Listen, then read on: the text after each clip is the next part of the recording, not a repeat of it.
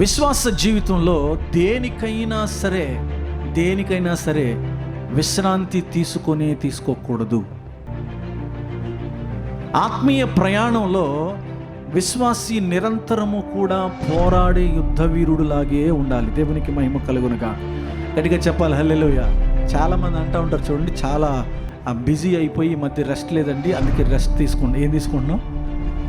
శరీరానికి కొంచెం రెస్ట్ ఇవ్వు, పర్వాలేదు, తప్పు కాదు, కానీ ఆరోగ్యం వస్తుంది. కానీ ఆత్మలో నిరంతరం ఏం చేస్తూ ఉండాలి? విశ్వాసి పోరాడుతూనే ఉండాలి. ఆపటానికి వీల్లేదు. దేవునికి మహిమ కలుగునుగా. ఒక్కసారి గనుక ఆత్మీయ యాత్రలో ప్రారంభమైందే నీ జీవితంలో, ఆత్మీయ యాత్ర కొనసాగిస్తూ ఉన్నావా? దేవుని కొరకు ప్రయాణం చేస్తూ ఉన్నావా? ఆత్మ సంబంధంగా పోరాటం ప్రారంభించావా? నువ్వు పోరాడుతూనే ఉండాలి.